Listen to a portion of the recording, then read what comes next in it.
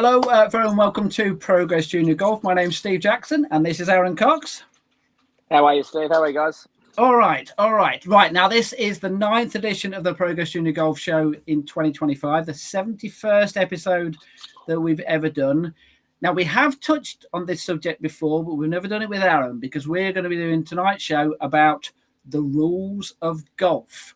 Now, knowing the rules of golf in any sport is crucial, isn't it, Aaron? But in golf, I would argue that it's probably more important than any other sport because golf, as you well know, is a self-regulated sport. So whereas in other sports you've got a referee out there, haven't you? To implement the rules, do the scoring. You think of football, rugby, basketball, boxing.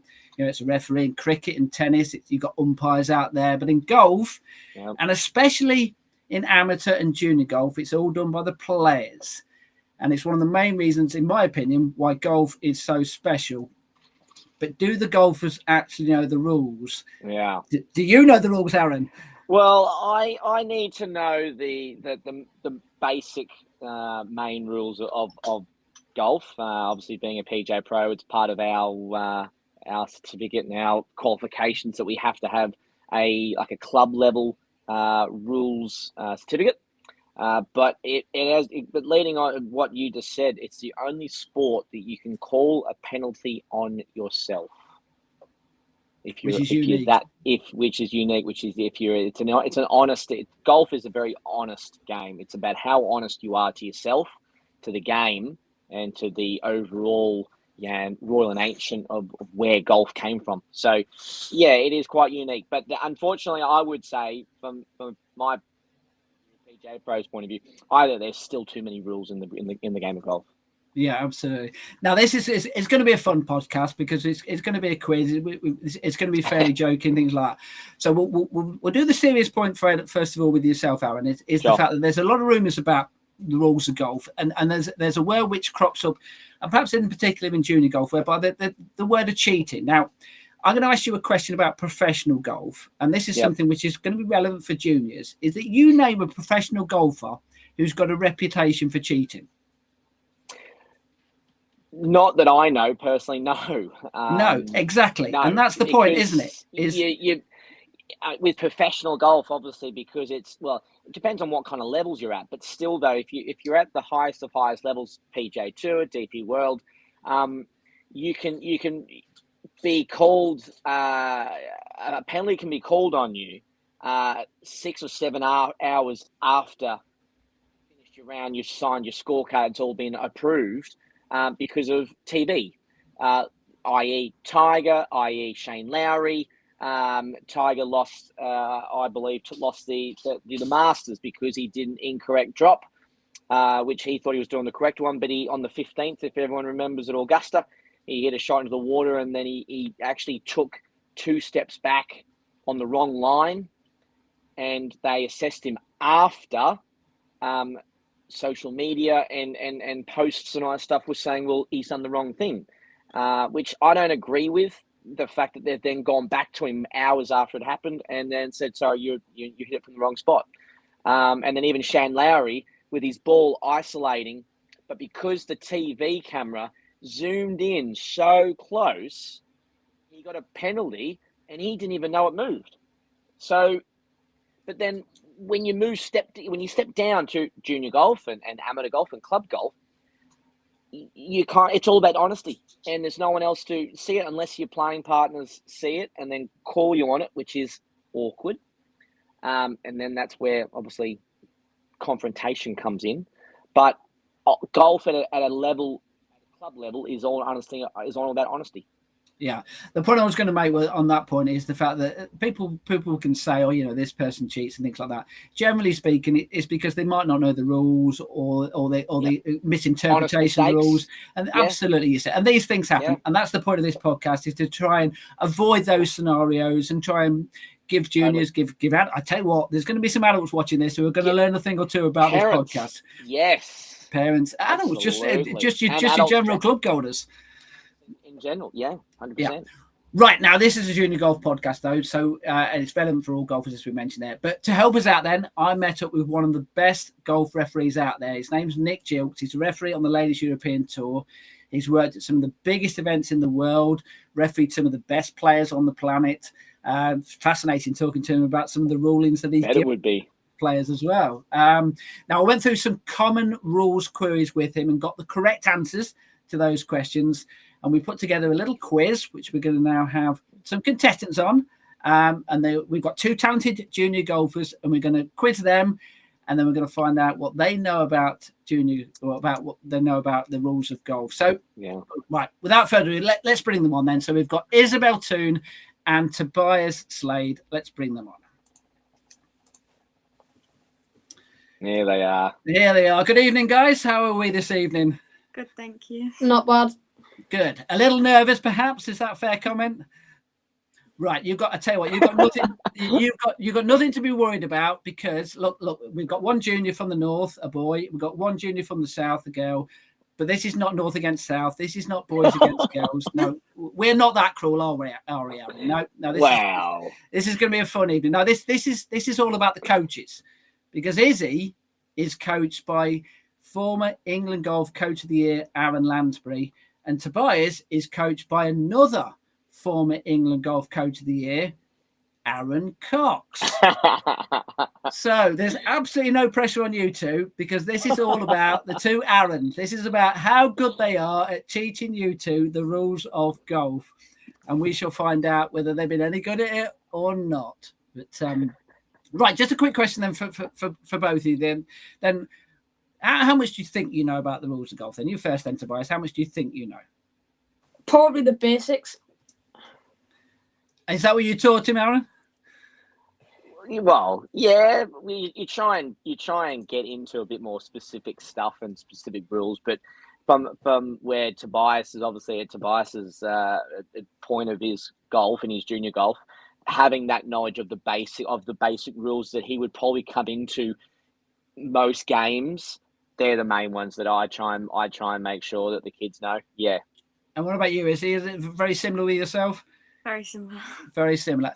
Actually, we ought to put it, just to let you know who Aaron Lansbury is. This is Aaron Lansbury. He's, like I say, a fantastic coach. Does wonderful work with junior golfers. Got a lot of people who and has been on the podcast previously as well. So someone who we enjoy on the Progress Junior Golf. Right. Okay.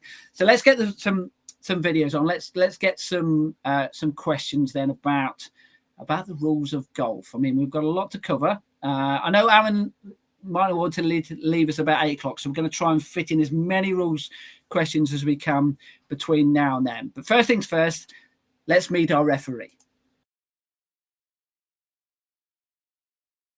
My name is Nick Gilks. I'm a PGA professional at Bramcote Waters Golf Course, and I'm a referee on the Ladies European Tour. Okay, so that's Nick then. So someone who should know a little thing or two about the rules of golf. So what we're going to do then, we're going to have a question, and then I'm going to give you 4 possible answers. It's going to be A, B, C, or D. All I need you to do then is just hold up on the screen A, B, C, or D on a piece of paper. Let's do a bit of a practice. Just hold up a piece of paper to say whether it's A, B, C, or D. So Tobias has got an A, and Izzy's got an A. Right. So let's find out with the first question then. So right. First of all, we'll play a few videos as well, just to give you a bit of a taster about what the question is about then. So this is what the first question is about.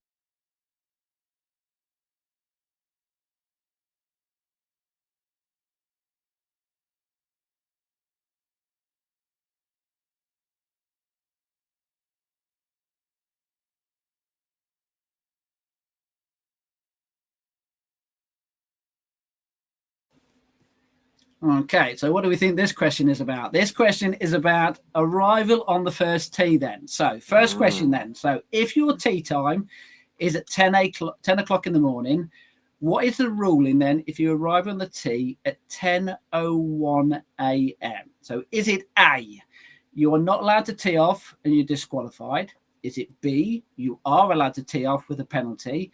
Is it C, you are allowed to tee off with no penalty?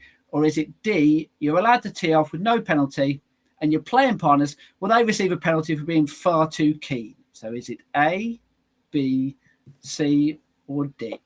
What do we think?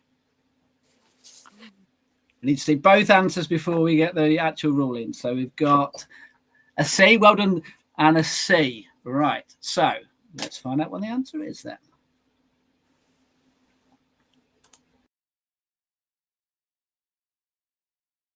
It's a 2-shot penalty for teeing off late on the tee. You are allowed to play.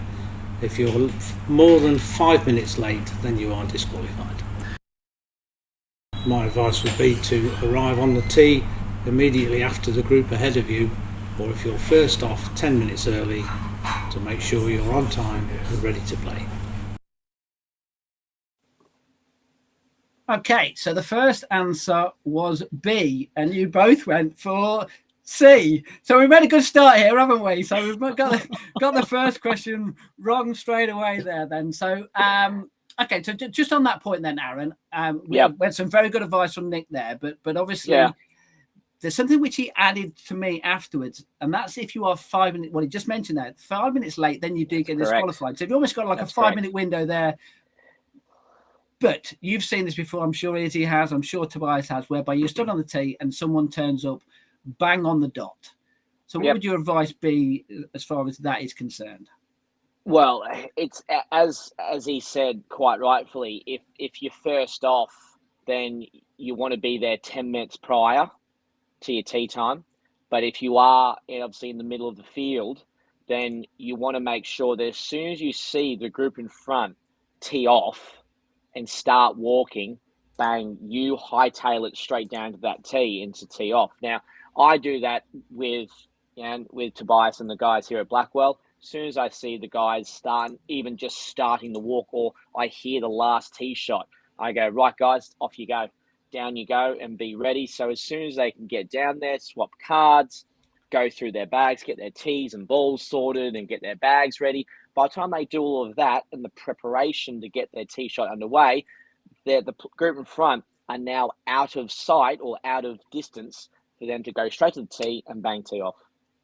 So you both now know you might get a penalty if you don't turn up on time. So there's one for you to learn for the future. Right. Well, okay. So Aaron, what are the scores so far? 0-0. 0-0. Okay. All right. So it's still level then. So that's the positive. The fact that no one's leading at the moment. Right. Okay. Second question then. This is all about this.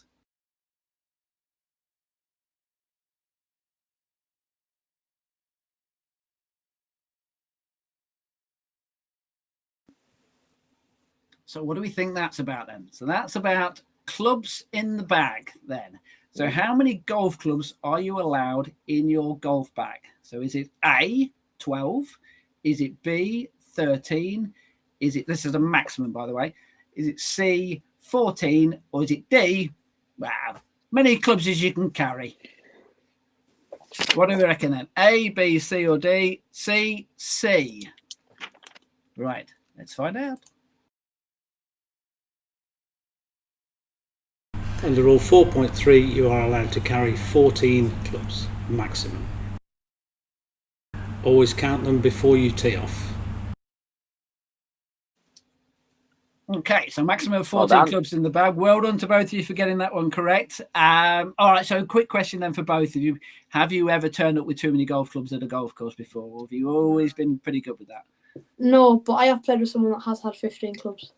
And what happened? Ooh, yeah, what did they do? We figured it out at the end that they had 15 clubs, and we went and pointed it out to the people that ran the thing, and they just disqualified him.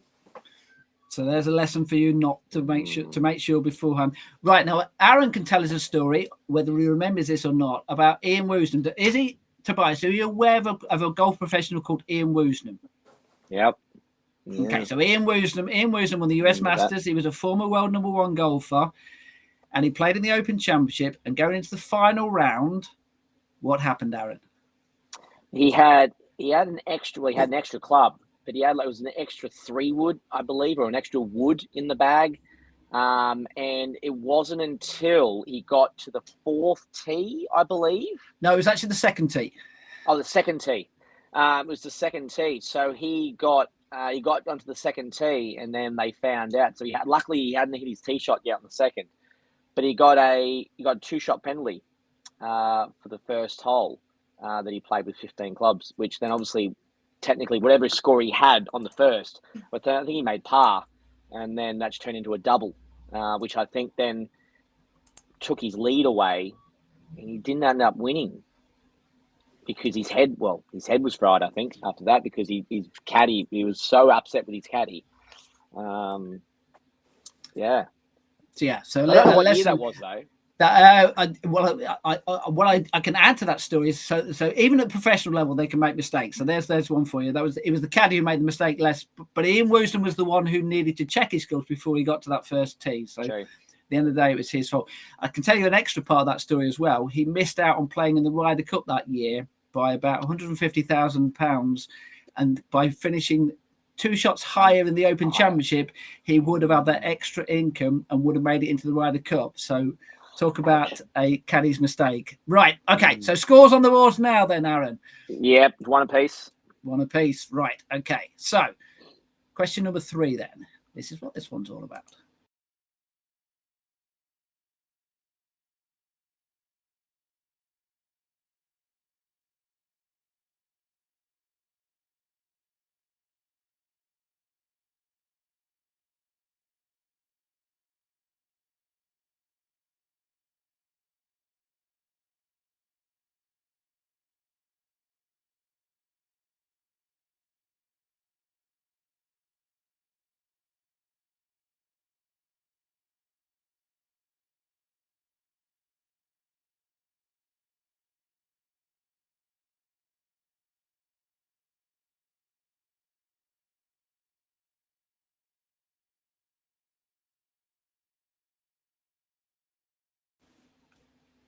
Okay, so what do we think this is about? Now, this is about playing from the wrong coloured tees. So if you hit a tee shot in the correct position, but from the wrong coloured tees, what is the rule in there? So is it A, you need to re-hit your tee shot, but there is a penalty? Is it B, you need to re-hit your tee shot, but as long as you do this before leaving the teeing area, there is no penalty? Is it C, you need to re-hit your tee shot, and as long as you do this before another player tees off, there is no penalty? Or is it D, well, you're allowed to tee off from wherever you like, no penalty? A, B, C, or D? A. Let's find out.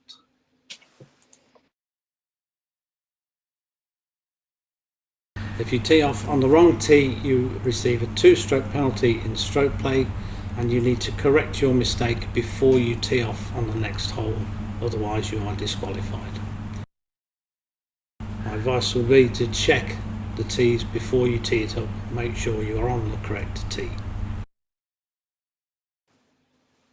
All right, so we've got a few questions about teeing off, so I'll get Aaron's point of view on teeing off in a little while, but just quickly, scores, they both got it right, so the scores are 2 apiece. 2 apiece. Right. So next question then. Very similar theme.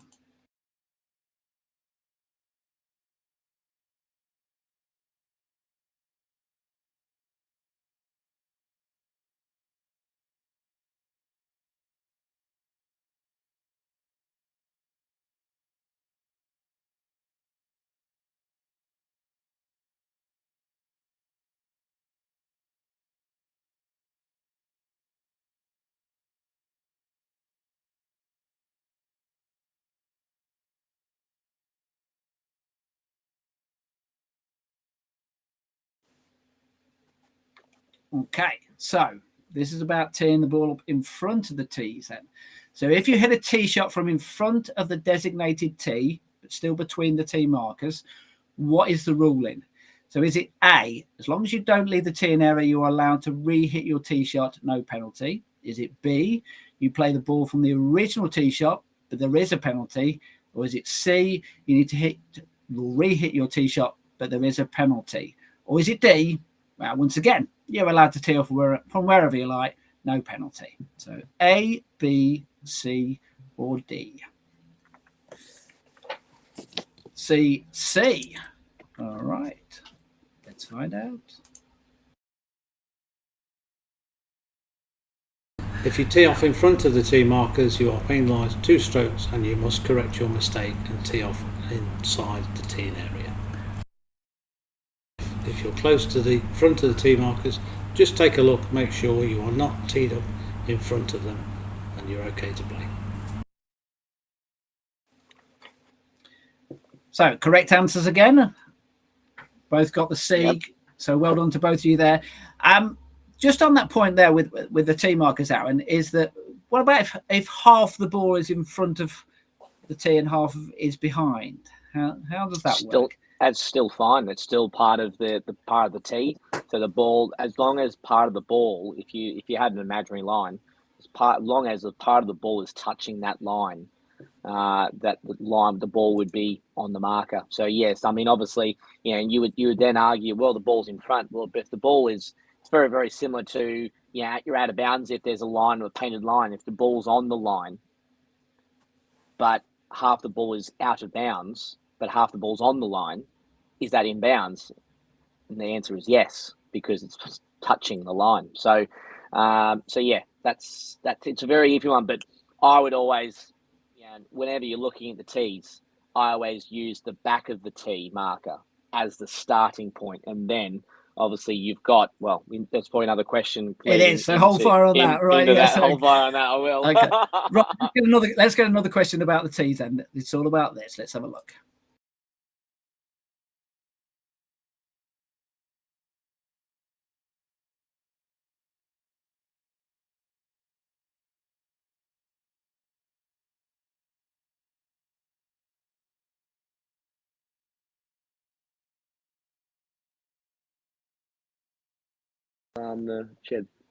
Okay, right. So feet outside the tee markers then. So if you hit a tee shot with your feet outside the designated teeing area, what is the ruling? Is it A, as long as the ball is inside the teeing area, this is allowed, no penalty? Is it B, you need to re-hit your tee shot, but you receive no penalty? Is it C, you need to re-hit your tee shot, but receive a penalty? Or is it D, well, you just need to play your next shot with no shoes on? A.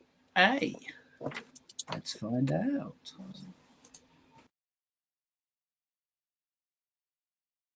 You are permitted to stand outside the teeing area to play the shot, but the ball must be within the teeing area.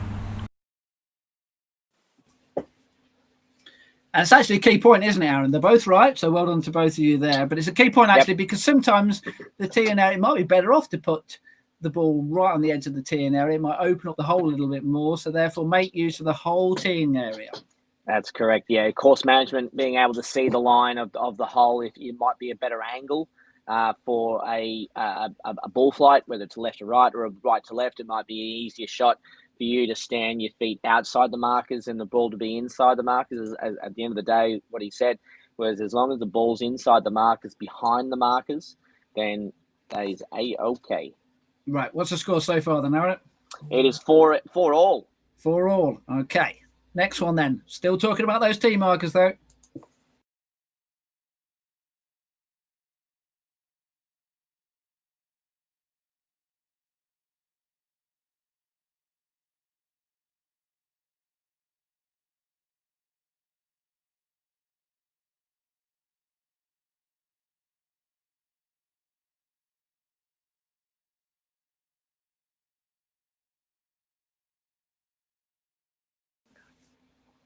Okay, so this is talking about the position of the tee shot behind the tee markers then. So if you hit a tee shot between the tee markers, but more than one club length back, what is the ruling then? Is it A, you play the ball from the original tee shot, no penalty? Is it B, you need to re-hit your tee shot but receive no penalty? Is it C, you need to re-hit your tee shot but receive a penalty? Or is it D? You need to play your next shot from one club length closer to the hole just to make sure that you play the hole to the correct distance. And if it's 1 yard short of the hole, then we'll give you a hole in one.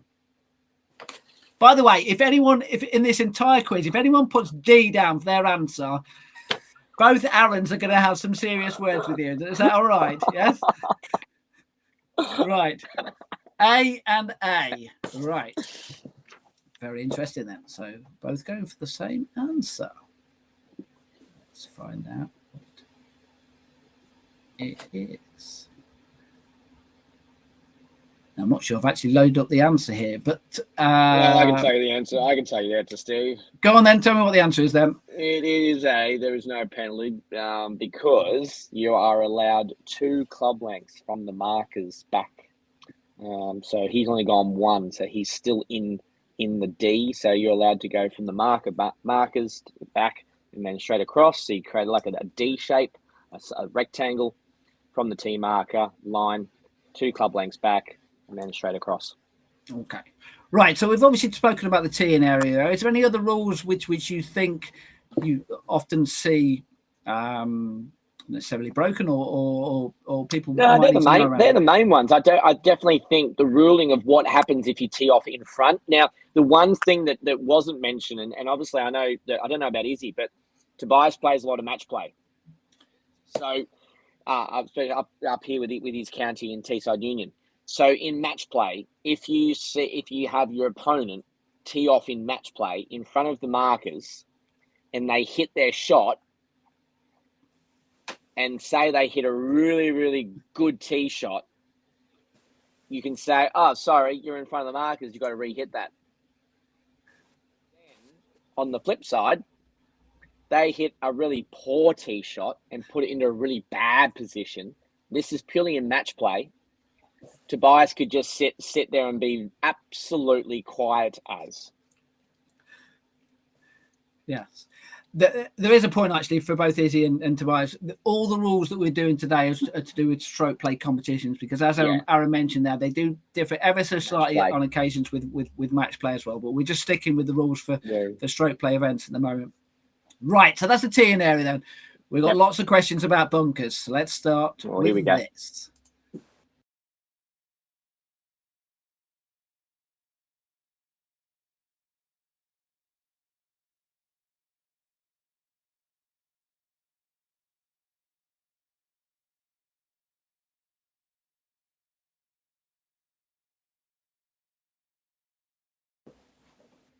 Right, so that's unlucky.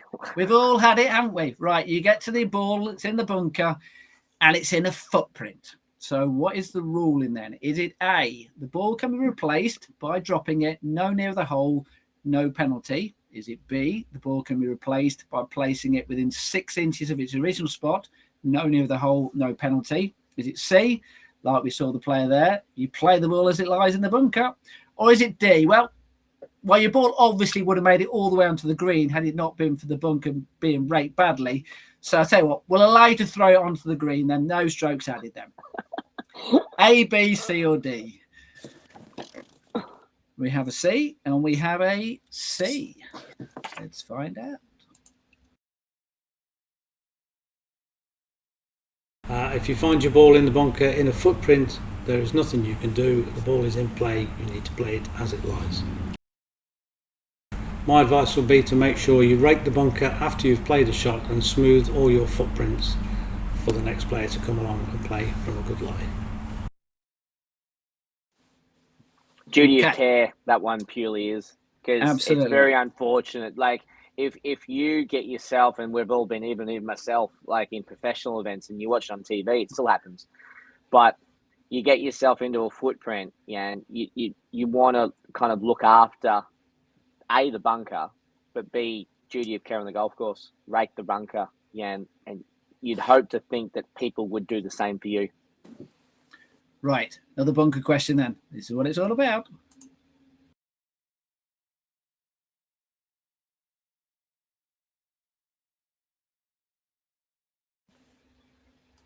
Right, that was a very quick one. But when you're in a bunker and you touch the sand with your golf club on address, what is the ruling then? So is it A, you are allowed to touch the sand with your golf club on address as long as the ball doesn't move before the strike, no penalty? B, you are allowed to touch the sand with your golf club on address as long as you continue with your full swing and play the shot, no penalty? Is it C, you are not allowed to touch the sand with your golf club on address before the strike, a penalty will be given? Or is it D? It's got to be D, hasn't it? Basically, you're allowed to dig a hole with your golf club behind your ball to make your bunker shot easier. No penalty. A, B, C, or D? We have a C. We have a C. Is that the correct answer?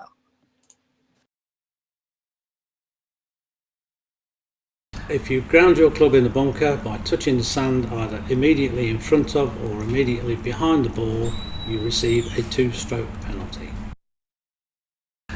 Make sure you hover the club above the sand before you make your stroke. Okay, correct answers there. So well done, guys. Scores on the board, Aaron? 7 apiece. Still 7 apiece.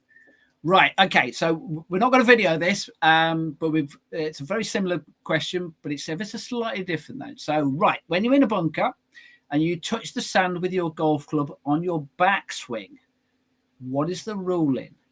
Is it A, you are not allowed to touch the sand with your golf club on your backswing, a penalty will be given? Is it B, you are allowed to touch the sand with your golf club on your backswing as long as the ball doesn't move before the strike, no penalty?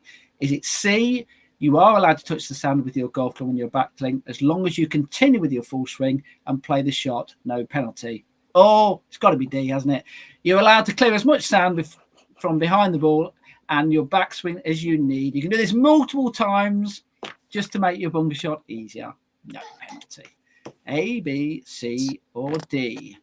So for the first time, we have a difference. Here we go. What's the ruling? What's the ruling? If you ground your club in the bunker. No, not that one. It's this one.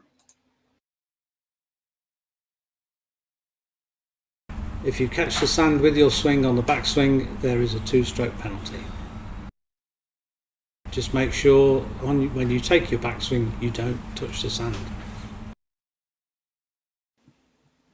So the answer was A, and we had a B and a C there, Aaron. So that's one where I thought people might get caught out. So what was the B and C answers again? So the B answer was the fact that you are allowed to touch the sand with your golf club on your backswing as long as the ball doesn't move. And C was you're allowed to carry on with your backswing as long as you continue with your full swing.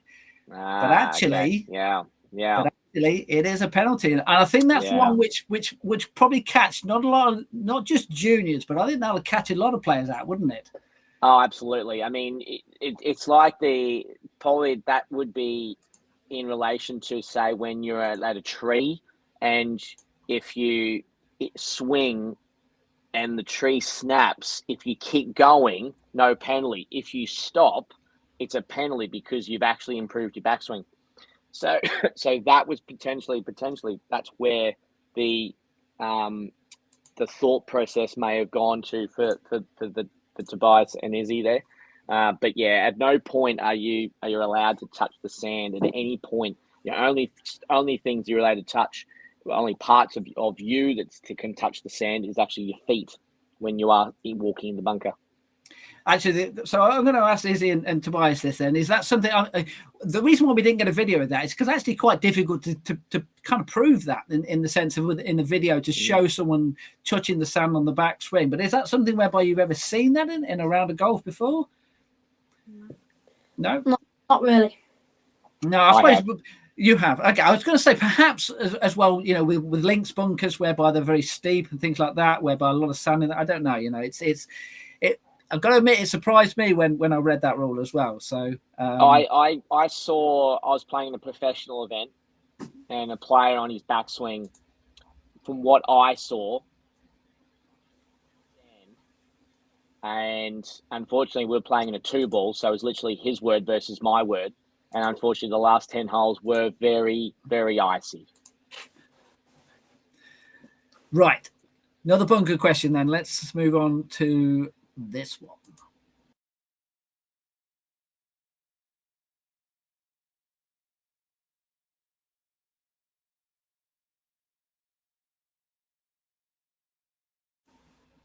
Okay, now I'm sure this is something you've never done, Aaron. Hit a bunker shot and it's ended up back in the bunker that you played it out of. But this one's rolled back into your own footprint then. So after playing a bunker shot, the ball's rolled back into your own footprint or the original spot that you played it from in the bunker. What is the ruling then? Is it A, you're allowed to drop your ball no nearer the hole, no penalty? Is it B, you're allowed to place the ball within 6 inches, no near the hole, no penalty? Is it C, you've got to play that ball again as it lies in the bunker? Or is it D, well, you've already played one bunker shot, so you know what you're doing now. Therefore, you're allowed to throw the ball onto the green. A, B, C, or D? C and C. Let's find out.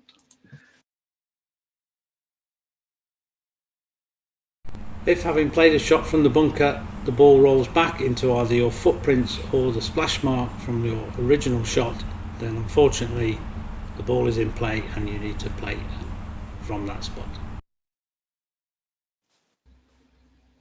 Yeah, it's kind of similar to the one earlier, isn't it, Aaron? In the fact that, you know, it's unfortunate, but these kind of things happen, don't they? Yeah, absolutely. It's something that no golfer wants to do.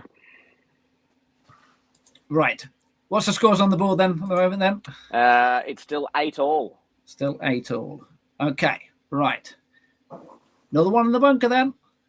Not that you ever go in the bunker, Izzy or Tobias. I'm sure you've never been in a bunker in your life, but just in case, what would happen if you come?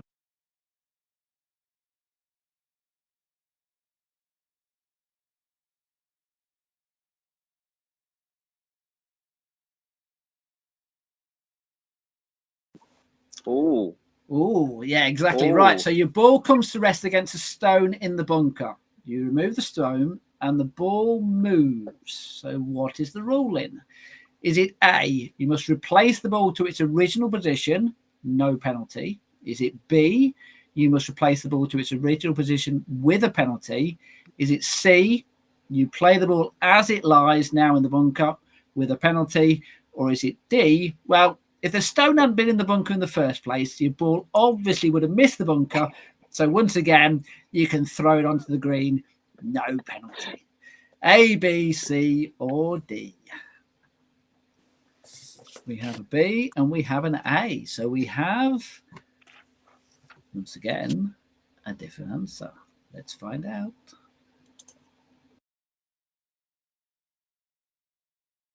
If you move a loose impediment in the bunker, such as a stone, and the ball moves, you are penalised 1 stroke and the ball must be put back.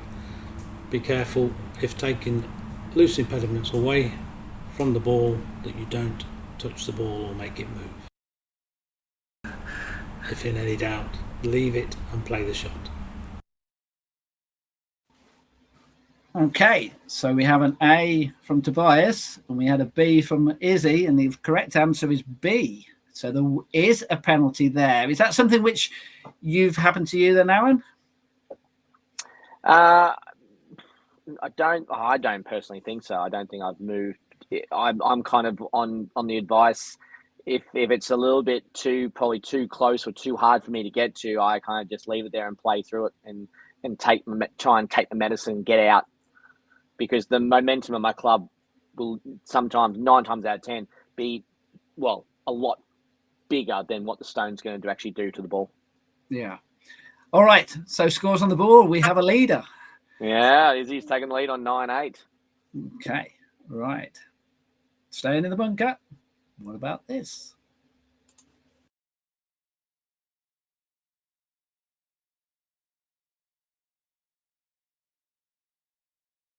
That's not. Did that play? Yep. Yeah. Right. So ball resting against the rake in a bunker then. So your ball comes to rest against the rake in the bunker. You remove the rake and your ball moves. What is the ruling then? So A, you must replace the ball to its original position, no penalty. Is it B, you must replace the ball to its original position with a penalty?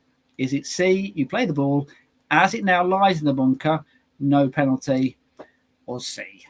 You wonder who put that rake in that ridiculous position in the bunker. Now, it's obviously in the wrong place, and therefore you are entitled to throw your ball onto the green, no penalty. A, B, C, or D? It's either A or B.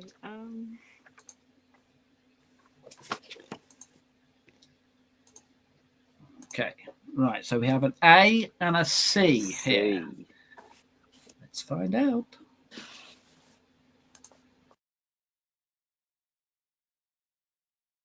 If your ball is up against a rake in the bunker, best practice is to mark the position of the ball before you move the rake.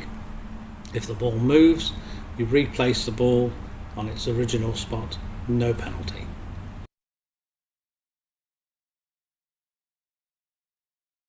Advice is to mark the position first so you know exactly where the ball will go back should it move. Okay, so we had a correct answer and we had an incorrect answer then. And who got the correct answer, Aaron? Well, I was going to actually ask you what were the actual answers again. So the correct answer was A, and Izzy I think went for an A, and I think Tobias went for a B. So yep. Okay. So so the ball, as he said, the ball, there is no penalty because it's obviously it's an outside, it's a rake, so it's not a obstruction, or it's not a loose impediment. It's a man-made object. So with the balls up against a rake, you are allowed to move the rake.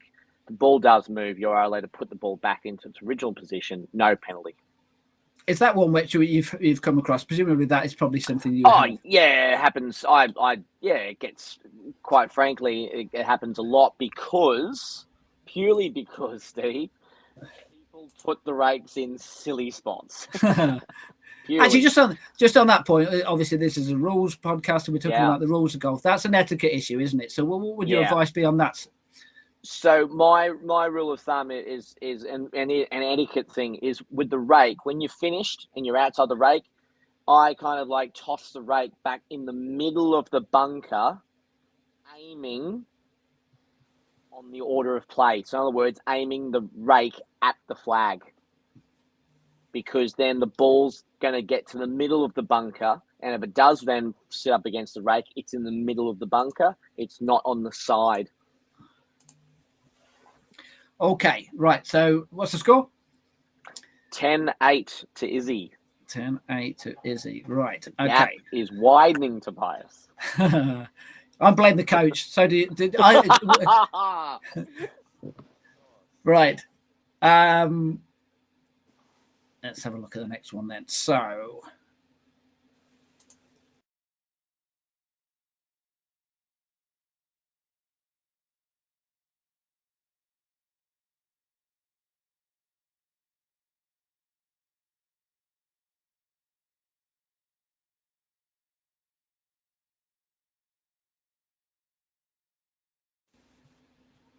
Okay, so this is about taking the rake into a bunker then.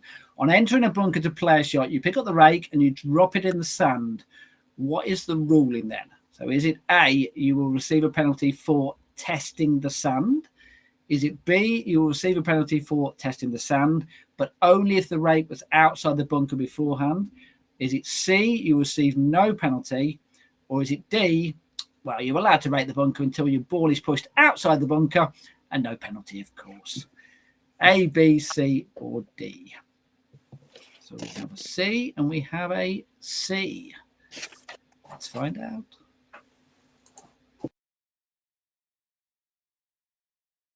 You take the rake into the bunker with you, don't throw it down, place it down, play the shot, and then smooth your footprints on the way out of the bunker.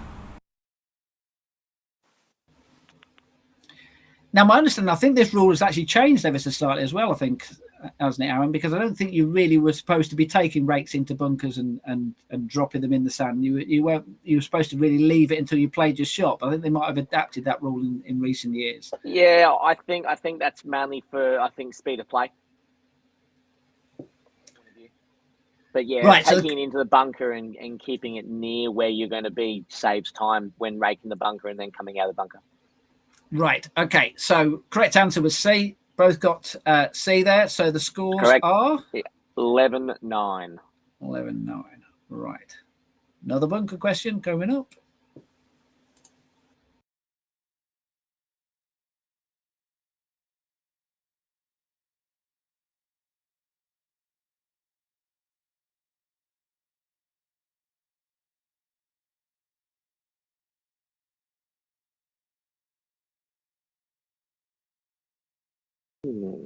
Ooh. Now this is a slightly different one. This one, yeah. So your ball is outside the bunker, but the sand in front of you has not been raked by the previous group. So what is the rule in there? So A, you are allowed to rake that bunker since you are not in the hazard and are therefore not improving your lie, no penalty. B, you are not allowed to rake the bunker since it's in your line of play and you will receive a penalty. Is it C, you are allowed to rake the bunker, but if your ball then ends up in the bunker, you will receive a subsequent penalty? Or is it D? Well, you clearly want to maintain the golf course, so rake the bunker and then throw your ball on the green just to avoid the potential of having to rake it again if you go in the sand. No penalty, of course. What do we think? A, B, C, or D? I can tell they're thinking about this one, Aaron. So we have a and a C. A and a C. Right. Okay. So question number 13. Who's been lucky with this one?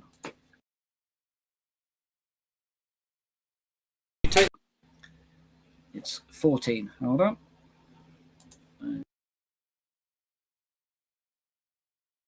If the bunker is on your line of play and the footprints in the bunker are on your line of play, then you need to leave them and play the ball as it is. Okay. So we have an A and a C, and the correct answer was B. You are not allowed to rake the bunker since it's in your line of play and you will receive a penalty. Is that something which has ever cropped up in your thinking? I mean, in theory, Izzy and Tobias, that bunker shouldn't even come into your thought, because at the end of the day, you're more than good enough to clear the bunker, and it should never come into play. But have you ever thought about that? Has it ever cropped up before? Not really, no. Not really, but you. Okay, now you know, right? Ooh. Is that something which it shouldn't for you, Aaron, because you're a professional golfer? It shouldn't. But is that something did you know that rule? Well, yeah, I'm 50-50 on that one. I wasn't on 100% sure, because I thought, well, you're outside the bunker. Duty of care, you can probably rake the bunker, but I understand where the ruling would come from. He didn't mention anything about a penalty, but it's actually, because he said you're just not allowed to. He didn't actually say that there was actually a penalty involved. Yeah, well, But obviously, if you're not allowed to do it, then as soon as you do it, then as soon as you do it, yeah, you're actually improving. You're improving your okay, right, yeah, that was I was toing and throwing about that one, because I was like thinking, well, you're outside, but yeah, okay. Glad you're learning. Yeah, Okay, right. So that's all the questions about the bunkers. Is there any other ones which you're aware of then, Aaron, which have cropped up in common rules questions? There was one which I thought you were going to do, but you didn't. Was players in the bunker hits a shot, doesn't get out of the bunker. What do you do? A, would you be allowed to rake the bunker? B, if you do rake the bunker, you get a penalty shot. C, so what have I said? I've said A, you can rake the bunker. B, you can't rake the bunker, but you get a penalty. C, you can't rake the bunker, no penalty. Or D, do what you want. That's it. Throw the ball in the hole. Yeah. So what would you say to that, guys? Are you allowed to rake the bunker if you've hit your shot and the ball's still in the bunker? Go on, I'll let you off this one, because this one's not part of the official quiz, so you can just answer this one. What do you think it's allowed or not? What would you think? What would you think? Not allowed. Not allowed. I'm not. That's correct. Yeah. So because you're still in the same bunker, you're not allowed to rake the bunker, because you would be then testing the sand, which would then obviously be a penalty. Okay. Right. Let's move on to a different area of the golf course then. Right. Let's have a go with this one.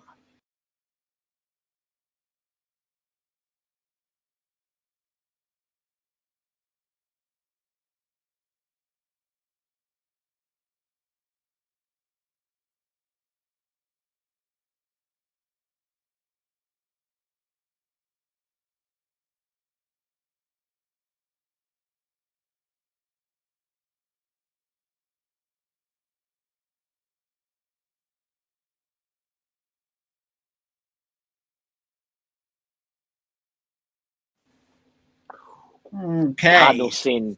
That's it. But I think we've all done it, haven't we, at some point? Or we've certainly seen people who've done it. Right, okay. Yeah. So this is one whereby it's not, we talked earlier about, potential cheating and things like that, about people being accused of cheating. This, I think, is just general forgetfulness.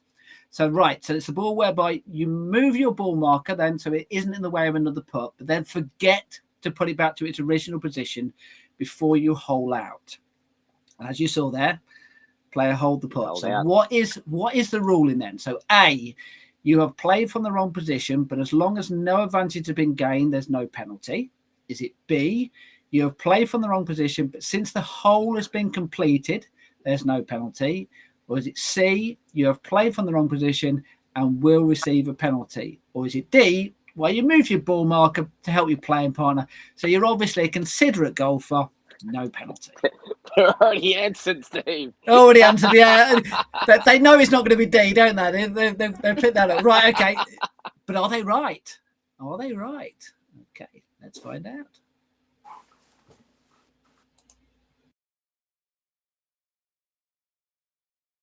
If your ball is on another player's line of play, you are allowed to move your ball marker and set it aside. If you then fail to put the ball back in its original spot and put from the new position, you're penalised 2 strokes, but you don't have to play the shot again. My advice on that is do something to remind yourself that you need to replace the ball having moved it back, and always line it up with something off the green, a tree or a post or a golf bag, to make sure you go back on the same line. Right, so well done. Correct answers there. So the answer was C then. But I think it's a common mistake, isn't it, Aaron? And okay, and Nick talked about some advice there about how to remind yourself the fact that you have moved your ball marker. Oh yeah. What's a good way of doing that? I've heard a good way is flipping your coin over or marker over, so therefore it's always on one side. So let's say, for example, if you have a blue marker on one side or white on the other, then know, hold on a second, why is my marker the opposite way around?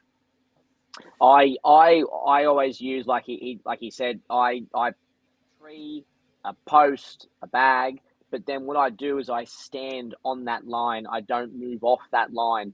So I'm reminding myself that there's a reason why I'm standing in line with my marker and a tree or the post or that, which makes me go back in to reset my marker. I always do that. Right. This is one of the most common rules questions I think I get asked or I see on a golf course. Let's see whether you know what this is, you've done it, and let's see whether you know what the answer is.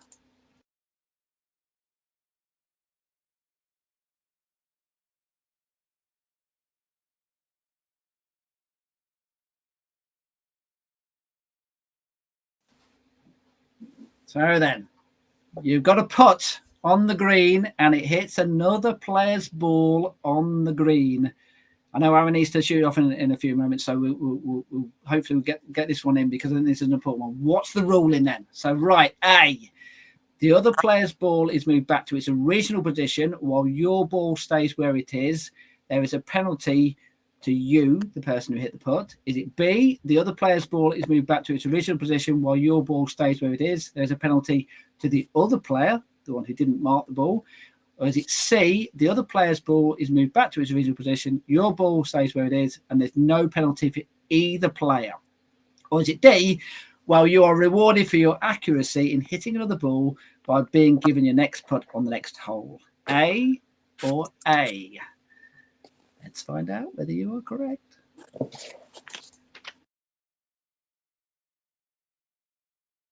If your ball is on the putting green and you putt and hit another player's ball on the putting green, you are penalised 2 strokes.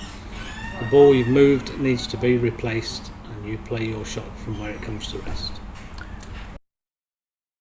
My advice would be, if a ball is anywhere near your line of play, get your playing partner, opponent, to mark the position of the ball before you putt. Okay, so the correct answer for that one was A. Both A's there. We've got another very similar question coming up, so I don't want you to comment in the moment, Aaron, but just tell me what the scores are at the moment, and then we'll move on to the next question. It's 12-10 to Izzy. Okay, right. So, question number 17.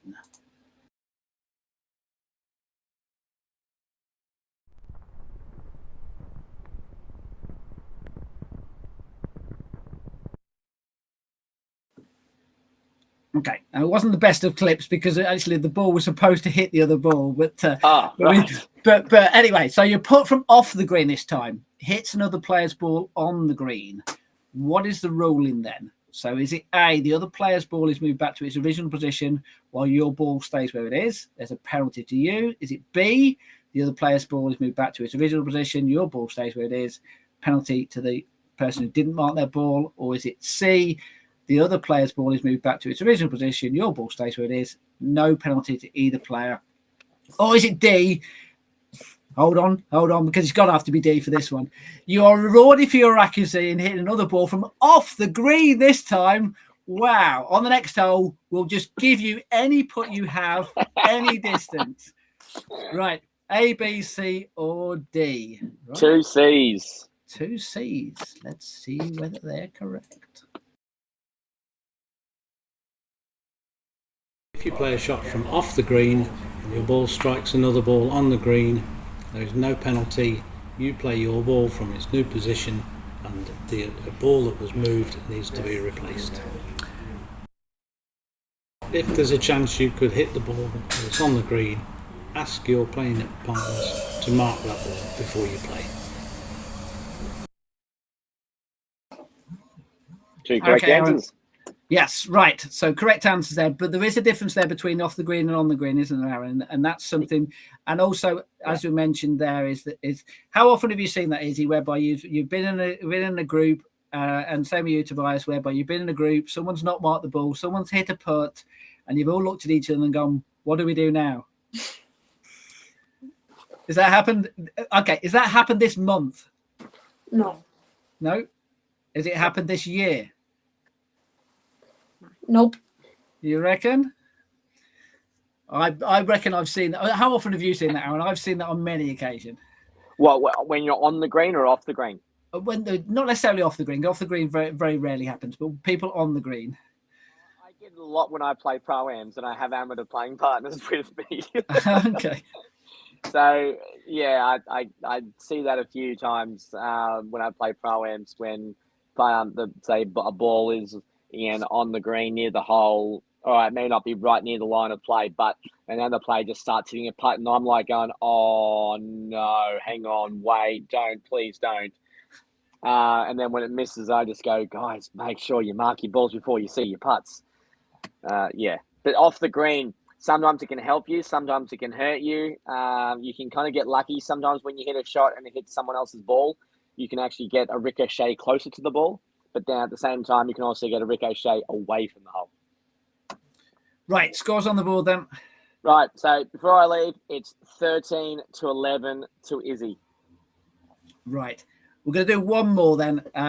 If you need to shoot off, Aaron, that's fine. But we've just got one more to do then because we're going to do a nice round 18 then because I've actually got about 40 odd questions here. But we're probably going to do some more of these rules questions. So we'll get some more on. But one more then. I'll stick around for one more. It's a nice easy one.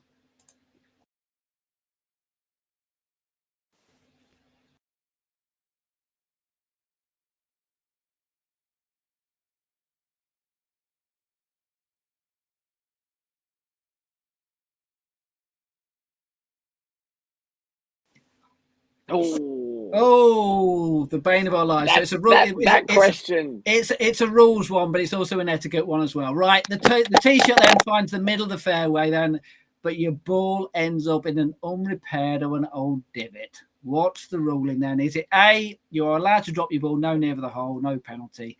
B, you're allowed to place the ball within 6 inches, no nearer the hole, no penalty? C, you got to play the ball as it lies, or is it D?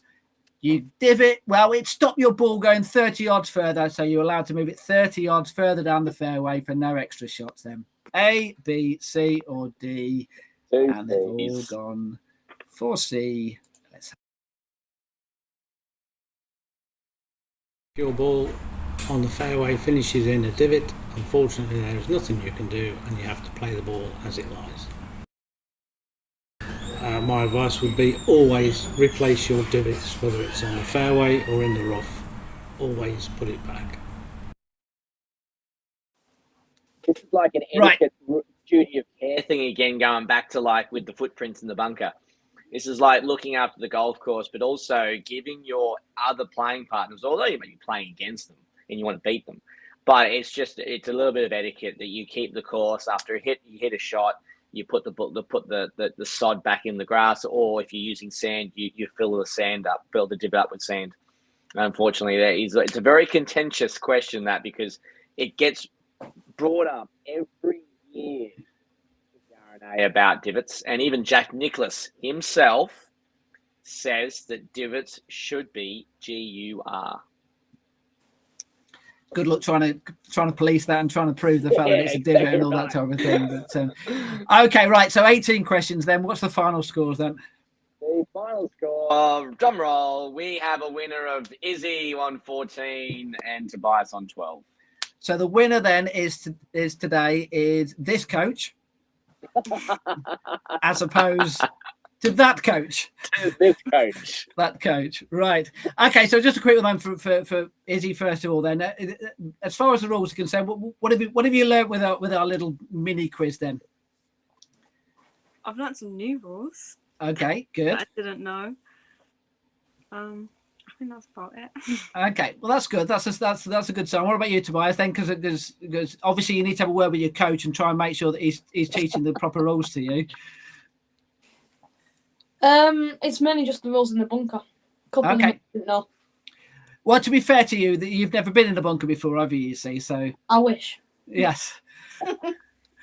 Right. Look, I really appreciate you coming on the podcast. I hope you've enjoyed it. Try to be as much fun as possible. The one thing we have to say, Aaron, is the fact that rules are there for a reason. They're there to obviously to try and make sure that we all play as fairly as possible. But they can help golfers as well, because if you know the rules, it can benefit you as well when you're out there. You can use the rules to your advantage. Absolutely. Yeah, absolutely. Okay, fine.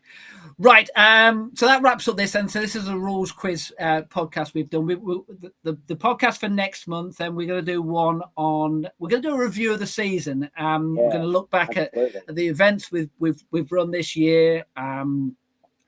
Some of the competitions we've won, some of the competitions that we've been to, the Champion of Champions, whereby there's at least one person in this who's played in that this year. So we might mention that. I'll give you a clue. And someone who is actually qualified for 2026, Steve, is in this video as well. Okay, is that Tobias? Yep. In which case, there are two people in this video who have qualified then. Yeah. So what you played, Izzy? You played this year, did you, over there? Ah, very good, very cool. Yeah, very good. And then and Tobias won the Order of Merit on my tour this year and is qualified for next year. So we shall cover that in the podcast for next month then. So, right, really appreciate your time. Thanks so much, Izzy. Thanks very much for Tobias to coming on. Thanks very much for your parents in the background. Hopefully they've learned a little bit about the rules of golf as well as you have. So that wraps it up for this podcast. Hope you've enjoyed watching. Thanks so much, of course, to Aaron, and we shall see you very, very soon. Thanks very much.